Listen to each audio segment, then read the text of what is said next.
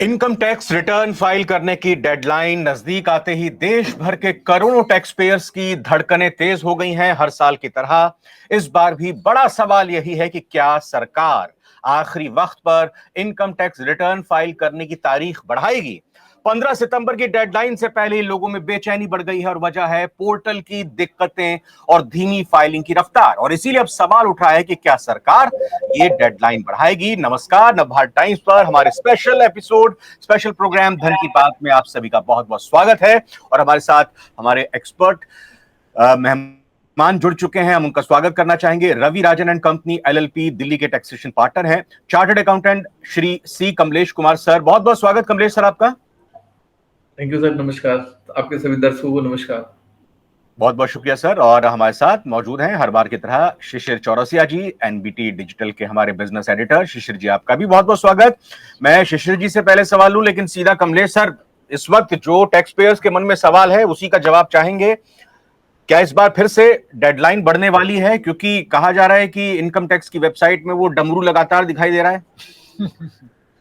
देखिए, हर बार ऐसे ही होता है, ये आज की बात नहीं है। जब भी लास्ट डेट आती है, चाहे 31 जुलाई जब रही हो या एक्सटेंडेड डेट भी है, हमेशा यही होता है कि हम लोगों की आदत होती है कि लोगों की लास्ट मोमेंट पे आकर रिटर्न फाइल करने का। तो क्या है ना, लोड बहुत पड़ जाता है, ट्रैफिक बहुत ज्यादा जाता है इनकम टैक्स पोर्टल पे, तो जिसकी वजह से कुछ टेक्निकल इश्यूज आने शुरू हो जाते हैं। हाउएवर, इसलिए डिपार्टमेंट पहले से लोगों को मैसेज भेजता रहा है कि आप थोड़ी अपनी रिटर्न जल्दी फाइल कर लें। तो जल्दी फाइल, तो थोड़ा लास्ट मोमेंट में आके कुछ ना कुछ प्रॉब्लम आती रहती है। सॉफ्टवेयर है, कहीं ना कहीं कुछ हैंग करता है, कभी कुछ थोड़ी बहुत प्रॉब्लम आती रहती है। हाउएवर, फिर भी सबकी रिटर्न फाइल हो रही है अभी। सर, लेकिन डेडलाइन बढ़ेगी कि नहीं बढ़ेगी 15 सितंबर? क्योंकि कई लोग अभी भी निश्चिंत बैठे हैं कि हर बार तो डेडलाइन ये बढ़ती है, अंतिम तारीख बढ़ती है, तो क्यों अभी हम अपनी रिटर्न फाइल करें। देखिए, ये ऑलरेडी 15 सितंबर ऑलरेडी एक्सटेंडेड टाइम है, बढ़ी हुई टाइम है। 31 जुलाई लास्ट डेट होती है नॉर्मल जो एक्ट में है। ये एक्सटेंडेड टाइम ऑलरेडी 45 दिन बढ़ा हुआ है सर। अब 45 दिन से आप कितना बढ़ाएंगे? आप बताइए। बढ़ाने का एक रीजन होना चाहिए कि आपके पास सफिशिएंट टाइम दिया या लॉजिकली कुछ अपडेशन आ रही है, ऐसा कुछ नहीं है। तो हम एक्सपेक्ट ना करें कि डेडलाइन बढ़ेगी दोबारा। ऑलरेडी डेडलाइन बढ़ने के बाद 15 सितंबर है, तो दोबारा हमें एक्सपेक्ट नहीं करना चाहिए और डेडलाइन बढ़ने का। हाउएवर, देखिए, सिक्योरिटी जो है वो अगर चाहे कुछ एट मोमेंट कुछ दिक्कत आ जाए किसी कारणवश, या हमारा जो इनका वेबसाइट डाउन हो जाए, कुछ हो जाए, कोई एबनॉर्मलिटी के कारण, हो सकता है एक आध हफ्ते की डेट बढ़ा दी जाए। अदरवाइज डेट बढ़ाने की कोई उम्मीद नहीं है और ना करनी चाहिए।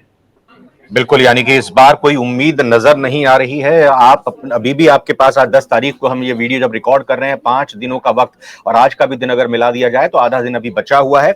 शिशिर जी, पिछले साल के रिटर्न के डेटास को अगर देखें, उसको कंपेयर करें, अभी तक जो रिटर्न फाइल हुई है, कैसी रफ्तार है? कुल कितने अभी आईटीआर फाइल करने बचेंगे? और जाहिर तौर पर हर बार लास्ट ईयर से अगर कंपेयर करते हैं तो ये टैक्स फाइल करने वाले लोगों का आंकड़ा बढ़ता ही है। मेरे ख्याल से पिछले साल कमलेश जी बताएंगे 7 करोड़ से ज्यादा थोड़े से फाइल हुए थे ना पिछले साल कमलेश जी। बिल्कुल ठीक, बिल्कुल ठीक जी। इस साल भी अभी तक जो खबरें आ रही हैं 4 करोड़ के आसपास रिटर्न दाखिल किए जा चुके हैं। और सीबीडीटी की तरफ से बराबर संदेश भेजा जा रहा है। आपके पास भी मैसेज आया होगा। संदेशा यही भेजा जा रहा है कि आप इसमें जल्दबाजी करें, अंतिम क्षण का इंतजार ना करें। और जैसा कि कमलेश जी ने बताया, सही में 1.5 महीने का तो वक्त तो आपको एक्स्ट्रा मिल ही चुका है। 31 जुलाई की तरह से देखे, हर साल 31 जुलाई होता था। इस साल थोड़ा सा अधिक वक्त दे दिया गया है, तो 45 दिन का वक्त बीत गया है। अब कितना वक्त चाहिए सही में? टैक्स अधिकारी भी यही पूछते हैं कि अब आपको कितना वक्त चाहिए। इस तरह से तो ये आदत हो गई है कि भाई अंतिम डेट आए तो बोले कि आगे बढ़ा दो। हालांकि मैंने भी कल एक सहयोगी का फाइल किया, वो इसी दिक्कतें नहीं है। क्यों कमलेश जी, अब तो कोई ग्लिच नहीं आ रही है ना? नहीं, अभी ऐसी कोई टेक्निकल इशू नहीं है। बहुत बीच बीच में कभी कभी कुछ होता है, बट वो आपने 1 घंटे 2 घंटे कभी प्रॉब्लम आई, बट उसके बाद वो ठीक हो जाता है। अच्छा। वहां पे बैक में भी एक टीम बैठी हुई होगी जो चीजों को मॉनिटर कर रही है, सिस्टम चल रहा है, जो जो जैसे जैसे कोई प्रॉब्लम्स आती है उसके बाद वो ठीक करते हैं। तो मीनिंग देयर बाय कि हमें ना रिटर्न अपना टाइम पे कर देना चाहिए, एक्सपेक्टेशन नहीं रखना चाहिए एक्सटेंशन का। यहाँ सर एक चीज मतलब जानना चाहेंगे हम कि 15 सितंबर लास्ट डेट हो गई इस साल इनकम टैक्स दाखिल करने की, इनकम टैक्स रिटर्न दाखिल करने की। 15 सितंबर तक यदि कोई नहीं कर पाए तो फिर क्या होगा? सर 15 सितंबर नहीं किया तो 16 सितंबर को रिटर्न फाइल कर ले, 17 को कर ले। मतलब कि अगर किसी की डेडलाइन मिस हो गई 15 सितंबर, इसमें घबराने की बात नहीं है, वो अच्छा। अपने रिटर्न उसके बाद ही फाइल कर सकता है। आपको पोर्टल ये नहीं रोकता कि आप रिटर्न नहीं फाइल कर सकते। इनकम टैक्स एक्ट के अंदर पावर है एक्चुअली आपकी जो रिटर्न है ड्यू डेट, इसके ड्यू डेट के बाद रिटर्न जब फाइल करेंगे कब तक फाइल कर सकते हैं उसका डेडलाइन अगर मैं बात करूं 31 दिसंबर 2025 होगा जी। इसको हम बोलते हैं एक्चुअली जो लेट रिटर्न फाइल करना कहते हैं, बिलेटर रिटर्न फाइल करना कहते हैं। अच्छा। उसमें क्या होता है, इसमें और उसमें फर्क होता है कि थोड़ी सी उसमें फाइन लग जाता है। ओ 15 सितंबर इज ए फाइन के बगैर जाएगा, विद इन नॉर्मल टाइम में माना जाएगा, लेकिन 15 सितंबर के बाद वो विद फाइन जाएगी रिटर्न। कितना फाइन होता है सर? सर ये 5,000 होता है, अगर आपकी इनकम लिमिट से ज्यादा है तो 5,000 रुपए आपको फाइन देना पड़ेगा, और बेसिक एग्जम्पशन लिमिट या 5 लाख से ज्यादा कम है तो 1,000 है। अच्छा सर, एक ये भी पहले हुआ करता था कि अगर आप जो ड्यू डेट होती है उस तक रिटर्न फाइल कर देते हैं, आपने मान लीजिए एक बार रिटर्न फाइल कर दी, उसमें आप कोई चीज भूल गए रिटर्न फाइल करने में या फिर कुछ गलती हो गई, तो आप अगर डेडलाइन से पहले फाइल करते हैं तो डेडलाइन तक या डेडलाइन खत्म होने के बाद भी आप उसको करेक्ट कर सकते हैं, उसमें करेक्शन कर सकते हैं। लेकिन अगर डेडलाइन आपकी क्रॉस हो जाती है तब आप रिटर्न फाइल करते हैं तो आपके पास बस एक ही बार मौका होता है, आप फिर उसमें कोई करेक्शन नहीं कर सकते। क्या अभी भी है ये व्यवस्था? बिल्कुल बिल्कुल ठीक है सर, यही है। अगर आप before due date return file करते हैं, till the due date normal due course में रिटर्न फाइल करते हैं, आपके पास मल्टीपल ऑप्शंस होता है उसको रेक्टिफाई करने का। ठीक है, जो बिलाइटर रिटर्न्स में रेक्टिफिकेशन नहीं होती, ठीक है, एज पर लॉ उसमें रेक्टिफिकेशन नहीं होती, तो उसमें क्या है कि आपके पास ऑप्शन खत्म हो जाता है। तो it's better to file the return within the due date, क्योंकि ड्यू डेट के बाद बहुत सारी कॉम्प्लिकेशन आती हैं। एक मैं आपको बताऊं कि जैसे किसी कंपनी या इंडिविजुअल व्यक्ति ने शेयर्स में लॉस कमाया है, ठीक है, या किसी चीज में लॉस हो गया है, अब उस लॉस को कैरी फॉरवर्ड करना है तो ड्यू डेट तक रिटर्न फाइल करना है, क्योंकि इस साल लॉस हुआ तो अगली साल के प्रॉफिट से एडजस्ट करना पड़ता है। लेकिन अगर किसी ने बिलेटर ड्यू डेट के बाद रिटर्न फाइल किए तो ऐसे लॉस एडजस्ट नहीं होंगे फ्यूचर में, तो ये बहुत बड़ा लॉस होता है, इसलिए रिटर्न को ड्यू डेट तक फाइल कर देनी चाहिए। अच्छा, एक तो ये भी है ना कि ड्यू डेट तक आप यदि फाइल करते हैं तो आपका जो रिफंड बनेगा उस पर एक सर्टेन परसेंटेज ऑफ इंटरेस्ट मिलता है इनकम टैक्स डिपार्टमेंट की तरफ से। लेकिन यदि ड्यू डेट चूक गया, ड्यू डेट के बाद फाइन देके हम रिटर्न फाइल कर रहे हैं, तो वैसे मामले में जो रिफंड बनेगा, रिफंड पर इनकम टैक्स डिपार्टमेंट इंटरेस्ट देगी? देखो, हाँ, एक्चुअली आपको बात समझनी पड़ेगी। अगर आप ड्यू डेट तक रिटर्न फाइल कर देते हैं तो आपको इंटरेस्ट ऑब्वियसली मिलेगा। जब भी एक रिटर्न इंटरेस्ट तो मिलता है सर, जब भी आपने फाइल किया वहां से शुरू होके आपने पहले फाइल किया उसके बाद रिटर्न लेट हो रहा है तो आपको ज्यादा इंटरेस्ट मिलेगा, आपने बाद में फाइल किया तो इंटरेस्ट कम मिलेगा। ओके जी। कितना परसेंटेज इंटरेस्ट रहता है सर ये, और कब से काउंट होता है? सर ये 6% एनुअली होता है। मतलब अच्छा, देखिए कट ऑफ डेट क्या रहती है? डेट नहीं, जितने साल जितना डिले करेंगे ना उस डिले के पीरियड का इंटरेस्ट मिलेगा। एग्जाम्पल, आपके रिटर्न आपने अभी फाइल किया और प्रोसेस हो गया आ गया तो आपको रिटर्न नहीं, आपको इंटरेस्ट नहीं मिलेगा। लेकिन आपने डिले, अगर इनकम टैक्स डिपार्टमेंट डिले पे रिफंड करेगा तो इनकम टैक्स डिपार्टमेंट उस पैसे को क्योंकि कंपनसेशन के रूप में विद इंटरेस्ट वापस करेगा। तो लेकिन मैं आपको इसमें एक बात बताना चाहता हूँ, इनकम आप रिटर्न्स लेट करो फाइल तो आपके ऊपर ब्याज डिपार्टमेंट लगाता है 12% पर एनम। लेकिन आपसे जो आपको देता है, अगर आपने पहले दे दिया, आपने एडवांस टैक्स दे दिया, बट आपका पहला ज्यादा पैसा दे दिया, आपको रिफंड बनता है, तो डिपार्टमेंट, इनकम टैक्स डिपार्टमेंट उस पे 6% के रेट से वापस करता है। अच्छा। तो आपको बात करें तो मैं एक बहुत पुरानी बात बता दूं जी प्लीज। उस में बहुत पहले की बात है, जब सेल्फ असेसमेंट टैक्स नहीं होता था कि लोगों को हर income tax return officer scrutiny करता था। उस समय क्या होता था, 12% ब्याज मिलता था इनकम टैक्स डिपार्टमेंट की तरफ से। अच्छा। तो लोग, कुछ ऐसे लाला लोग थे, उन्होंने कहा ये 12% ज्यादा ब्याज मिल रहा है, उन्होंने इनकम टैक्स डिपार्टमेंट को ज्यादा पैसे जमा करवा देते थे। ठीक है, तो जब वो, क्योंकि उस समय मैनुअल होता था, मैनुअल केस में क्या होता था, बहुत हर एक केस स्क्रूटनीज होते थे, तो जितना डिले होता था उतने का ब्याज मिलता था 12% के रेट से। तो ये भी एक गेम रहा कभी फ्यूचर पास्ट में। तो अभी क्या है, उसको कम करके 6% है। इनकम टैक्स डिपार्टमेंट आपको वापस जो करेगा इंटरेस्ट, वो 6% के रेट से करेगा और लेगा तो आपसे 12%। सर, एक ओल्ड टैक्स रिजीम और न्यू टैक्स रिजीम को लेकर भी अभी लोगों के मन में कई सारे सवाल हैं। एक सैलरी पेड एम्प्लॉय के लिहाज से अगर सोचें तो जब वो किसी ऑफिस में होता है तो वहां पर या तो यही व्यवस्था होती है कि आपको न्यू टैक्स रिजीम में ही रखा जाएगा, या फिर आपको ऑप्शन दिया जाता है और उस डेडलाइन को मीट न करने के बाद बाय डिफॉल्ट आप न्यू टैक्स रिजीम में आ जाते हैं, और अगर आपने ओल्ड टैक्स रिजीम में उस ड्यू डेट से पहले अपने आप को रख लिया है तो वो होता है। फिर उसके बाद जब आप रिटर्न फाइल करते हैं, सपोज कीजिए किसी ने ओल्ड टैक्स रिजीम सिलेक्ट की हो और उसी हिसाब से उसका टैक्स पूरे साल सैलरी में से हर महीने कटता रहा हो, और फिर जब रिटर्न फाइल करने की बात आती है, वो खुद अगर टैक्स फाइल कर रहा है, रिटर्न फाइल कर रहा है या फिर अपने किसी एक्सपर्ट चार्टर्ड अकाउंटेंट के पास जा रहा है, तो उसको नजर आता है कि न्यू टैक्स रिजीम में उसको फायदा हो रहा है, कम टैक्स उसका बन रहा है। तो क्या पूरे साल उसने ओल्ड टैक्स रिजीम में, फॉर एग्जांपल अगर उसने टैक्स फाइल किया है या टीडीएस उसका कटा है, तो क्या वो उसको अब रिटर्न फाइल करते वक्त न्यू टैक्स रिजीम में कन्वर्ट कर सकता है, उसमें ट्रांसफर हो सकता है, वाइस वर्सा, दोनों चीजों कैसे में समझाइएगा सर? सर देखिए, ऐसा इस तरह का कोई रोक नहीं है।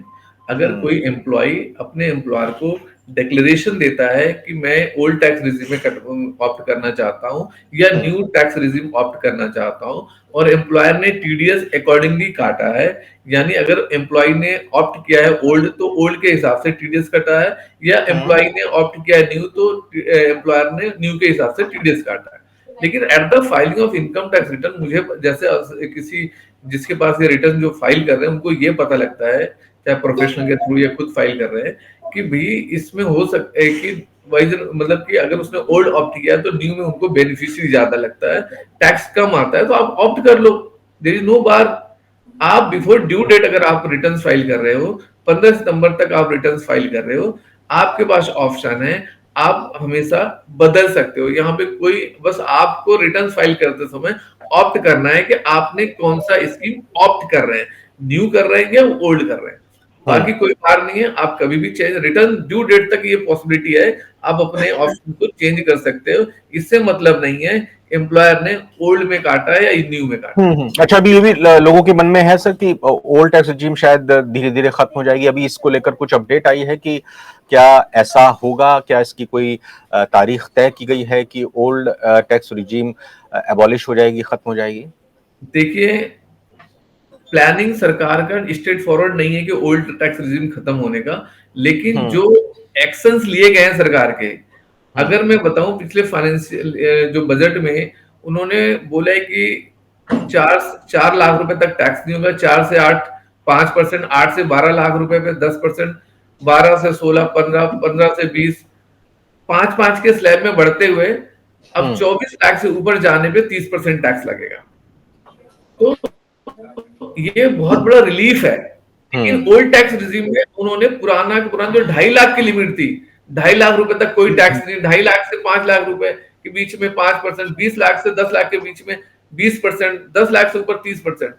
तो आप ये देखेंगे कि पुराना रेट कितना पुराना है, 4-5-6 साल से वही चल रहा है, वहां पे चेंज नहीं किया। लेकिन नया टैक्स रिजीम में वो बार-बार स्लैब बढ़ाते जा रहे हैं।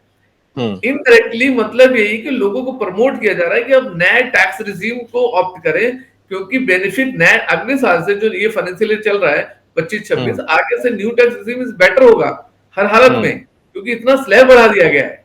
तो ओल्ड को कौन ऑप्ट करेगा ही नहीं। लेकिन जो कुछ जो क्या होता है, कुछ पॉलिटिशियंस हैं या जजेस हैं, बहुत सारे गवर्नमेंट एम्प्लॉइज हैं जो सीनियर लेवल पे हैं, उनको बहुत सारे अलाउंसेस एग्जेम्प्ट होते हैं। ठीक है, बहुत सारे अलाउंसेस एग्जेम्प्ट होते हैं। और पॉलिटिशियन को मिलता है, वो सब एग्जाम्स होते हैं अलाउंसेस। अगर इन अलाउंसेस को न्यू टैक्स रिजीम में एग्जाम्शन मिलती नहीं है, ये सब के सब ओल्ड में मिलती है। न्यू में कोई एग्जाम्शन ना मिलने की वजह से न्यू में टैक्स ज्यादा बनेगा उनको, उनके लिए ऑप्शन बेस्ट है कि ओल्ड पे जाएंगे, जहां तक मैं अब उस अलाउंसेस के संदर्भ में बात कर रहा हूँ।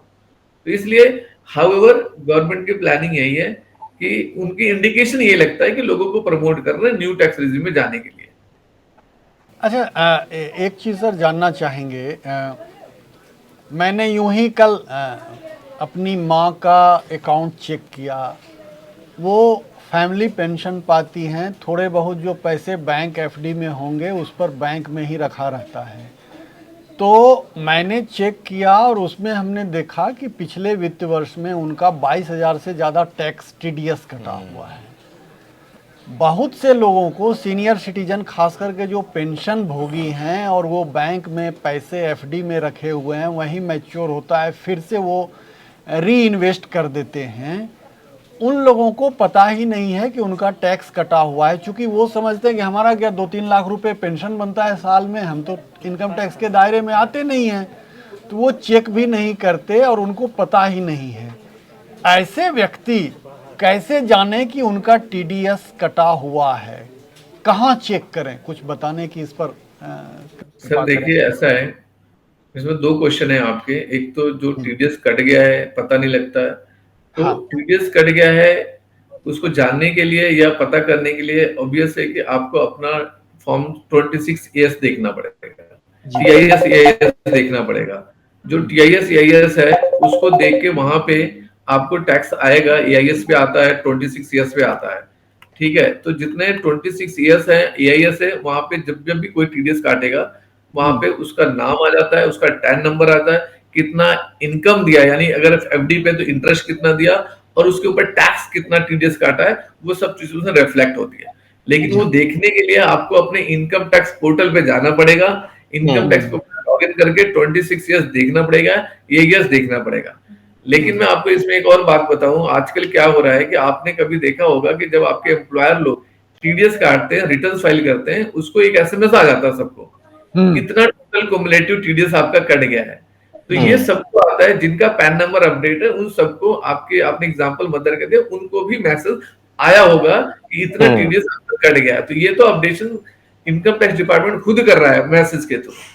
तो इसलिए दोनों तरीके से आप अपना लॉगिन करके चेक कर सकते हैं, वहां पे डिटेल आ रही होती है और आप रिटर्न फाइल करके उससे आप एक रिफंड ले सकते हैं। हाउएवर अगर कोई सीनियर सिटीजन है, उनको फॉर्म G और H देके बैंक को बोल सकते हैं, सर आप हमारा टीडीएस ना काटे क्योंकि मेरी इनकम टैक्स के एग्जेम्पशन लिमिट से इनकम कम है, नॉन टैक्सेबल इनकम है, इसलिए मेरा टीडीएस ना काटे। तो बैंक टीडीएस नहीं काटेगा। लोग क्या करते हैं, वो फॉर्म G और H को सबमिट नहीं करते, जिसकी वजह से ये प्रॉब्लम आती है। जी शिशिर सर ने जो अपनी मदर का एग्जांपल दिया, इसी में एक दूसरा मैं एग्जांपल अगर आपसे जानना चाहूँ सर, ये तो केस हुआ कि टीडीएस डिडक्ट हो गया, उसको वापस लेने के लिए हमें रिटर्न फाइल करनी होगी, लेकिन जो लोग की सैलरी या उनकी इनकम टीडीएस के दायरे में नहीं आती है, टैक्स लिमिट के दायरे में नहीं आती है, उनका टीडीएस डिडक्ट भी नहीं हुआ है, क्या उनको भी अपना रिटर्न फाइल करना चाहिए? और दूसरा केस इसमें कुछ महानुभावों का भी मैं जोड़ना चाहूँगा, वो इसलिए कि उनकी टैक्स लिमिट के दायरे में सैलरी आती है, मतलब उनकी सैलरी जो टैक्स लिमिट है उससे ज़्यादा है, लेकिन उनको लगता है कि यार सैलरी स्लिप में तो हर साल कट ही रहा है, हर महीने कट ही रहा है, उसमें टीडीएस शो भी कर रहा है, तो मैं क्यों लोड लूँ, किस वजह की मैं टेंशन करूँ, क्यों रिटर्न फाइल करूँ? दोनों केस के बारे में थोड़ा रोशनी डालिए सर। सर देखिए, सरकार ने एक लिमिट फिक्स कर रखी है, मिनिमम एग्जेम्पशन लिमिट। पुराने टैक्स में रिजीम में 2.5 लाख रुपए, अब नए में जो है इस साल 3 है, जो 25-26 में ये जाके 4 लाख रुपए है। किसी की इनकम 4 लाख रुपए में, नए टैक्स रिजीम के सेंस में बात कर लूं, किसी की भी इनकम 4 लाख रुपए से कम होगी इस फाइनेंशियल जो चल रहा है 25-26 ऑनवर्ड, उसके बाद वो मिनिमम एग्जेम्पशन लिमिट में नीचे है और उसके बाद कहीं भी टीडीएस नहीं कटाया, तो उसके पास वो टीडीएस रिटर्न नहीं फाइल करे तो उसके ऊपर कोई पेनल्टी या कुछ लगेगा नहीं। वो फ्री, क्योंकि मिनिमम एग्जेम्पशन सेट कर रखा है गवर्नमेंट ने, इसके नीचे वालों को फ्री कर दो। उनको रिटर्न फाइल नहीं करते हैं तो उनको कोई प्रॉब्लम नहीं है। लेकिन अगर मान लो किसी की इनकम 4 लाख रुपए से ज्यादा या 3 लाख रुपए से ज्यादा, जो जिसकी रिटर्न अभी हम फाइल करने वाले हैं उसमें लिमिट 3 लाख है, 3 लाख रुपए से या 2.5 लाख रुपए से ओल्ड टैक्स में ज्यादा है, चाहे भी उनकी इनकम टैक्स जीरो हो जाती है 87A के रिबेट के बाद, तो भी ऐसे लोगों को इनकम टैक्स रिटर्न फाइल करना जरूरी है, क्योंकि मिनिमम एग्जेम्पशन लिमिट जो है ना, जब जब भी इस इनकम को क्रॉस करेंगे तो आपको रिटर्न फाइल करना जरूरी है, चाहे आपका टैक्स बनता है या नहीं बनता है। अब इसके नीचे वालों के लिए मर्जी है, वो नहीं फाइल करना चाहे तो ना फाइल करें। आपका क्वेश्चन इसमें पहला था कि अगर किसी की इनकम टीडीएस कटानी मिनिमम एग्जेम्पशन लिमिट से कम है तो भी वो अपने रिटर्न्स फाइल कर सकते हैं, इसमें कोई प्रॉब्लम नहीं है, तब भी वो अपने रिटर्न्स फाइल कर सकते हैं। सर मेरी कोई फॉरेन रिसोर्सेज से इनकम है या मैंने कोई फॉरेन प्रॉपर्टी बना ली है, तो क्या उसको भी मुझे डिस्क्लोज करना होगा? और अगर मैं उसको डिस्क्लोज करता हूं तो क्या वो भी टैक्स के दायरे में आएगी भारत में? सर देखिए, being a resident in India, ये बहुत क्रिटिकल पॉइंट है। Most of the non resident जो इंडिया छोड़ के जाते हैं, इंडिया में से बाहर रहते हैं, अक्सर ये गलती कर बैठते हैं। जब वो वापस आते हैं, या एग्जांपल दूं, या कोई ऐसे लोग हैं, एम्प्लॉइज हैं, यहाँ नौकरी कर रहे हैं, उनको फॉरेन से ई शॉप्स मिल जाता है, शेयर्स अलॉट हो जाते हैं, तो ये सब बड़ी क्रिटिकल चीज है। क्योंकि बीइंग ए रेजिडेंट इंडिया, अगर आप इंडिया के अंदर रेजिडेंट है तो फॉरेन में कोई भी एक सिंगल रुपीस का भी आपका बैंक बैलेंस है, एक सिंगल रुपीस का शेयर्स है, आपको डिस्क्लोज करना कंपलसरी है। इसके लिए इनकम टैक्स रिटर्न में स्पेशल प्लेस बना रखा है, फॉर्म के अंदर शेड्यूल बना हुआ एफए फॉरेन एसेट्स का, उसके अंदर आपको सारी एसेट्स डिक्लेयर करनी है। ये भी डिक्लेयर करना कब खरीदी, बैंक अकाउंट खुलाया तो कब खुलवाया, किस डेट को खुलवाया, उसमें पीक बैलेंस क्या था, ये सारी डिटेल देना पड़ेगा जो भी। और अगर मार्च 25 के रिटर्न के लिए 31 मार्च 2024 तक, यानी दिसंबर तक की डेटा वहां पे डिस्क्लोजर कंपलसरी है। और अगर आप ऐसा नहीं करते हैं, there is a penalty of ₹10 lakh. Shares और म्यूचुअल फंड के कैपिटल गेन्स के बारे में तो काफी हद तक क्लैरिटी है, लेकिन सर आज की तारीख में क्रिप्टो करेंसी में भी काफी लोग इन्वेस्ट कर रहे हैं। हालांकि ये वैलिड नहीं है हमारी अगर इंडियन गवर्नमेंट के नॉर्म्स को माने तो, लेकिन फिर भी लोग करते हैं। तो हम समझना चाहेंगे क्रिप्टो करेंसी खरीदने, बेचने, उसके मिलने होने वाले फायदे को लेकर, और अगर हमें लॉस होता है तो उसके एडजस्टमेंट को लेकर क्या कुछ प्रोविजन किए गए हैं? देखिए, क्रिप्टो जो डिजिटल एसेट्स हम बोलते हैं, क्रिप्टो के ऊपर जो टैक्सेस होता है, आपने बोला कि वैलिड नहीं है, बट आपको बताऊं कि इनकम टैक्स एक्ट के अंदर प्रोविजन है ये, और डिजिटल और नया एक्ट आया उसमें भी लिखा हुआ है जो 2025 वाला, और पुराने में भी इसमें टीडीएस का प्रोविजन है। अगर आप ये इसको वैलिडेट नहीं करते तो टीडीएस काटने का प्रोविजन आप लेके नहीं आते, ठीक है। इनकम टैक्स डिपार्टमेंट खुद कहता है कि अगर इस तरह से आपको मिलता है तो आपको टीडीएस कट के मिलता है, और टीडीएस जो कट के इस पे जो टैक्स लायबिलिटी आती है वो 30% आती है, 30% प्रॉफिट पर। आपके पास ₹1 का भी प्रॉफिट है तो आपको 30% टैक्स देना है।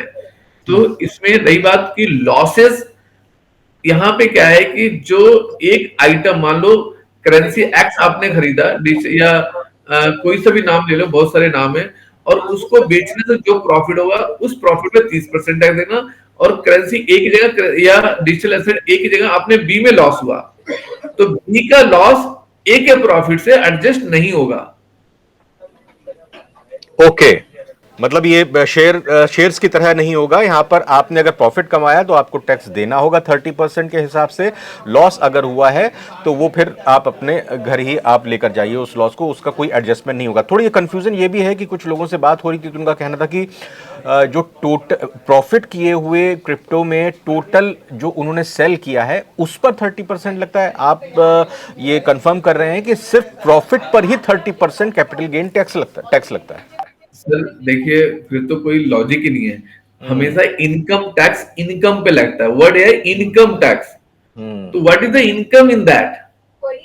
सेल में 2 कंपोनेंट इंक्लूड होते हैं, एक तो मेरा कैपिटल है, एक उससे एप्रिसिएशन है या प्रॉफिट है, इनकम है। तो हमेशा जो टैक्स लगेगा इनकम टैक्स में, इनकम कंपोनेंट पे टैक्स लगेगा, ना कि फुल फिगर पे, सेल पे नहीं लगेगा सर। अगर एग्जांपल के तौर पे मैं बात करूं, मैंने ₹1 लाख का क्रिप्टो खरीदा और उसमें 1,25,000 का मैंने बेचा, तो मुझे जो टैक्स लगेगा वो 25,000 पे लगेगा, ना कि 1,25,000 पे। तो मेरा क्योंकि गेन कितना हुआ, प्रॉफिट कितना हुआ, इनकम कितना हुआ, 25,000। मैं आपको ये बताने की कोशिश कर रहा था कि मान लो दो क्रिप्टो है, क्रिप्टो ए और क्रिप्टो बी। ए में मुझे 25,000 का प्रॉफिट हुआ है, लेकिन बी में मुझे 10,000 का लॉस हुआ है। तो अगर शेयर्स होता तो मैं क्या करता, 25 माइनस 10, 15 के ऊपर टैक्स देता। लेकिन क्रिप्टो के अंदर ये एडजस्टमेंट अलाउ नहीं है। क्रिप्टो ए का जो प्रॉफिट है उस पर टैक्स देना ही पड़ेगा। अब क्रिप्टो बी का लॉस है, ए के साथ एडजस्ट नहीं होगा।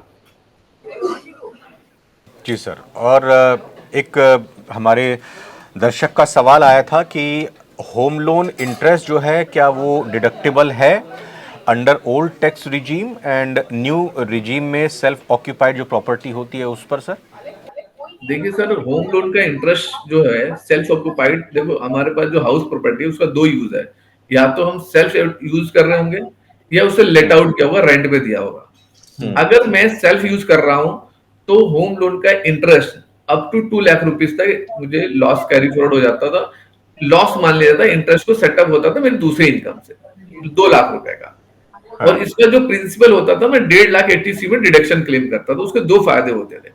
प्रिंसिपल पेड को मैं 80C में ले जाता था डिडक्शन क्लेम करने के लिए ओल्ड टैक्स रिजीम में, और जो इंटरेस्ट पे करता था मैं 2 लाख रुपए तक मुझे माइनस लॉस सेटअप होता था, जो मैं दूसरी सैलरी से या दूसरी इनकम से एडजस्ट कर लेता था। फायदा होता था। न्यू टैक्स रिजीम में सर वो 2 लाख रुपए जो सेल्फ ऑक्यूपाइड लॉस होता था वो अलाउ नहीं है, वो बंद हो गया, वो न्यू टैक्स रिजीम में नहीं है। लेकिन और जब वहां नहीं है तो और 80C वाला अप्लीकेबल है, बट 80C वाला न्यू में मिलता ही नहीं है। तो न्यू के अंदर वो दोनों के दोनों जो गेन प्रॉफिट है, फायदा है, वो नहीं है। लेकिन मैं इसमें एक ऐड करूं, अगर ये प्रॉपर्टी लेट आउट है, न्यू टैक्स रिजीम है, तो जितना आपको रेंट मिल रहा है उस रेंट के इक्विवेलेंट इंटरेस्ट आपका सेटअप हो जाएगा। अच्छा, ओके। अगर मैं एग्जांपल में बात करूं, एक प्रॉपर्टी है जिसका 3 लाख रुपए साल का यानी 25,000 रुपए महीने का रेंट आता है, ठीक है। लेकिन मान लो पूरे साल में आपने 4 लाख का ब्याज पे कर दिया बैंक को या जहां से होम लोन लिया हुआ है। अब 4 लाख का लॉस इंटरेस्ट का हुआ, 3 लाख का रेंट का फायदा हुआ। तो मान लेते स्टैंडर्ड डिडक्शन घटा के 3 लाख रुपए हमारा बचा है। इस 3 लाख को जब मैं एडजस्ट करूंगा तो मेरा टैक्सेबल इनकम 0 आ जाएगी, क्योंकि मेरा इंटरेस्ट कितना है, 4 लाख है, रेंटल इनकम 3 लाख है, लॉस नहीं हो सकता। लॉस ना होने के 3 लाख एडजस्ट करने के बाद माइनस 1 लाख का लॉस हुआ, 1 लाख, हाँ। ये लॉस कैरी फॉरवर्ड हुआ 0 हो जाएगा, ठीक है। मैं एग्जांपल दूसरा देता हूं। मान लो मेरा रेंटल इनकम 6 लाख रुपए है और मेरा इंटरेस्ट 4 लाख रुपए है, तो rental income 6 lakh minus interest 4 lakh, 2 lakh के ऊपर मुझे टैक्स देना पड़ेगा। अच्छा, तो ये है कैलकुलेशन। शिशिर जी, कोई और सवाल हमारे व्यूअर्स के, दर्शक के अगर एक बाकी रह गए हों?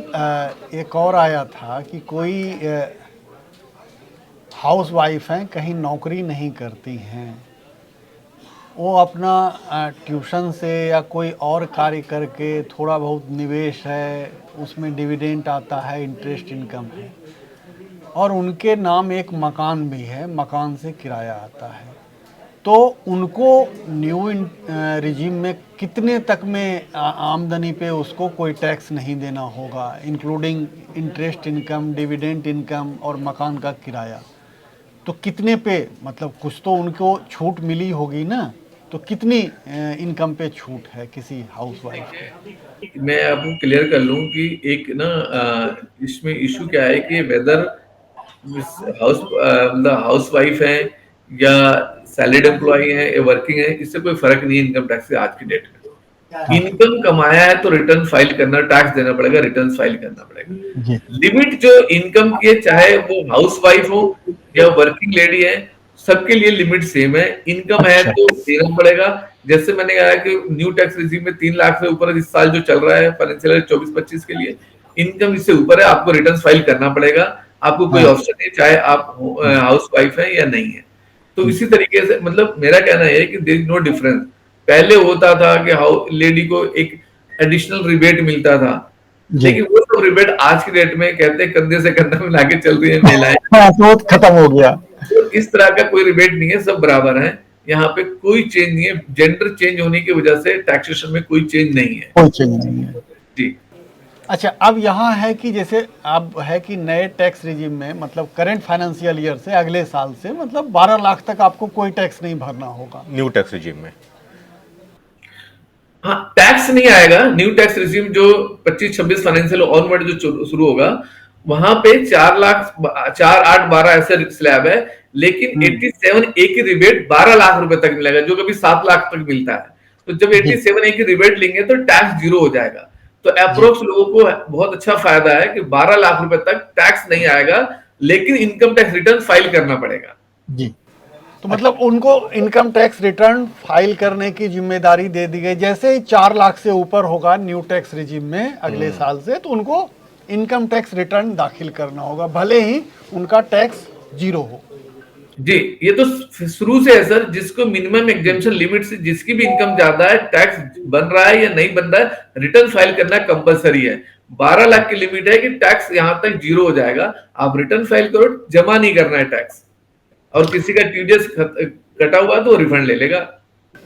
सर, एक लालच ये भी है कई टैक्स पेयर्स के मन में कि भाई 12 लाख की न्यू टैक्स रिजीम में छूट तो मिली हुई है, अब 12 लाख के ऊपर अगर मैं पीपीएफ अकाउंट खोलता हूँ, बच्चों की ट्यूशन फीस होती है, हाउस लोन का प्रिंसिपल अमाउंट है, इंटरेस्ट है, ईएलएसएस म्यूचुअल फंड में मैं निवेश करता हूँ, और किसान विकास पत्र या सुकन्या के तहत मैं निवेश करता हूँ पोस्ट ऑफिस में, मतलब जो कंपोनेंट 80C की राहत हमको ओल्ड टैक्स रिजीम में देते थे, तो लोगों को अभी भी ये लगता है कि ये राहत यहाँ पर क्यों नहीं मिल रही है, या फिर ये मानते हैं कि हाँ 12 लाख तक तो सरकार ने माफ़ कर दिया, उसके ऊपर मैं अपना टैक्स इस जगहों पे इन कंपोनेंट में इन्वेस्टमेंट करके कर सकता हूं। तो इस पर भी एक क्लैरिटी सर चाहेंगे दे दें। देखिए सर, न्यू टैक्स रिजीम में देखिए ना सर, पुराने टैक्स में 2.5 लाख रुपए तक टैक्स नहीं था, 5 लाख से ऊपर 20% लगता था, तब आप इसमें करके बचाते थे।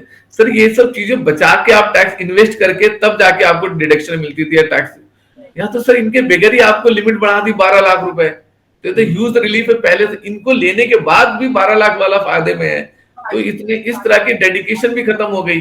तो ये सर बेनिफिट्स उनको न्यू टैक्स सिस्टम इतना ज्यादा है कि उनको इस बात के टैक्सेशन पॉइंट ऑफ व्यू से आपको 80C नहीं करनी है, आपको कोई इन्वेस्टमेंट नहीं है, पीपीएफ नहीं डालना है, 80C बच्चों के ट्यूशन फीस का क्लेम नहीं करना है, इसलिए कि टैक्स में बेनिफिट लेना है। देखिए जैसे ट्यूशन फीस तो कंपल्सरी रिक्वायरमेंट है, बच्चा पढ़ रहा है, लेकिन आदमी पीपीएफ में डालता क्यों है? आदमी टैक्स अपना ना फ्यूचर अपना पेंशन के लिए नहीं डाल रहा है, वो डालना चाहता है कि भैया मुझे ना टैक्स में छूट मिल जाए। हाँ सर, वो सही बात है। अब सड़क पर भी चलते हैं तो जब पुलिस दिखाई देती है या फिर तभी वो हेलमेट पहनता है, हेलमेट उसके पास रहता है, तो वो अपना सर बचाने के लिए नहीं, फाइन बचाने के लिए। लेकिन सर इसी बहाने एक उनका निवेश हो जाता है, कॉर्पस बन जाता है, जो कि नए टैक्स रिजीम में ये गायब है। तो लोग अब नहीं प्रेरित कैसे होंगे? प्रेरित कैसे होंगे? देखिए ऐसा है, अब आपको प्रेरित, आपको सेल्फ मोटिवेट होना पड़ेगा। आपके पास मल्टीपल ऑप्शंस हो गए। पहले तो पीपीएफ ऑप्शन तो बंद थोड़ी है, आप अपनी मर्जी जमा करवाएं, आपने अगर डिसिप्लिन में कर रहे हैं। अब डंडे के साथ जमा करने वाली की बात नहीं कर रहा हूं, अब सेल्फ डिसिप्लिन होना है, आप खुद जमा करवाएं, सुकन्या समृद्धि में जमा करवाएं, पीपीएफ में जमा करवाएं, आप म्यूचुअल फंड के ऑप्शन है आप वहां जमा करवाएं। आपको इन्वेस्ट करके पैसे तो बढ़ाने हैं, आपके मल्टीपल आपके ऑप्शंस खुल गए अब ना। अब स्पेसिफिक वो नहीं रहा जो लिमिटेड जो जिसपे टैक्स डिडक्शन वाली, तो आपके मल्टीपल ऑप्शंस आ गए सर। इसलिए उस पर डिपेंड ना हो कि जैसा आप इन्वेस्टमेंट करना चाहते थे अभी भी करते रहो, कोई नहीं, आपको उससे ज्यादा फायदा मिल रहा है ना सर। न्यू टैक्स रिजीम में टैक्स नहीं है, अपनी मर्जी से जहां मर्जी आप इन्वेस्ट करें, तो बहुत अच्छा है। लेकिन रिटर्न फाइल कर दे समय पर, इस बार बहुत मुश्किल है तारीख बढ़नी लास्ट में सर। बिल्कुल सर, कोई भी सभी लोगों से अनुरोध है कि अपने रिटर्न टाइम पे फाइल कर दें, कोई एक्सपेक्टेशन ना कर दे फर्दर एक्सटेंशन का, क्योंकि एक्सटेंशन कोई इसको बनता नहीं है। सिस्टम काम कर रहा है, थोड़ी बहुत प्रॉब्लम हर जगह होती है, बट सिस्टम काम कर रहा है। अभी सर ने बोला कि 4 करोड़ लोगों ने रिटर्न फाइल कर ली, बचे हुए 4-5 दिन है, बाकी इसके डबल रिटर्न, इतने रिटर्न और फाइल होने हैं अप्रोक्स। जो 1.5 महीने में 2 महीने में नहीं फाइल हुए ना, जितना अब तक लिमिट है, अगले this week it's going to, पिछले 7 करोड़ हुए थे, ये उससे अप्रोक्स 8 करोड़ का राउंड होंगे। तो आप ये सोचे सारी रिटर्न 50% रिटर्न लास्ट वीक में फाइल होंगे। ठीक है सर। शिशिर जी बहुत बहुत धन्यवाद करना चाहूंगा आपका भी, और कमलेश सर का भी बहुत बहुत धन्यवाद। मैं चाहूंगा कि एनबीटी टीम की तरफ से आप भी सर का शुक्रिया कर दें, क्योंकि इतनी व्यस्ततम समय में से इन्होंने समय निकाला है। तो इनका समय बहुत ही मतलब गाढ़े वाला जो कह रहे हैं वो है। अभी तो इनका रात में 2-2 बजे तक ये लोग काम कर रहे हैं। तो थैंक यू सर, बहुत बहुत धन्यवाद आपका, आपने समय निकाला। बिल्कुल, उम्मीद करते हैं कि टैक्स से जुड़ी हुई, रिटर्न फाइल से जुड़ी हुई आपके सारे सवालों का जवाब दे दिया होगा। लेकिन हमें पता है कि और भी आपके सवाल हैं, तो कमेंट करके उनको ज़रूर बताइएगा। 5 दिन का वक्त है, और अगर आपके सवाल आते हैं और इस एपिसोड से, इस प्रोग्राम से अलग सवाल आते हैं, और तो हम ज़रूर कमलेश सर से रिक्वेस्ट करेंगे और थोड़ा सा उनका टाइम 15 सितंबर से पहले भी लेने की कोशिश करते हैं। आपके सवालों का जवाब देंगे, लेकिन रिटर्न फाइल तुरंत कर दीजिए। बिल्कुल, शुक्रिया सर, थैंक यू सर।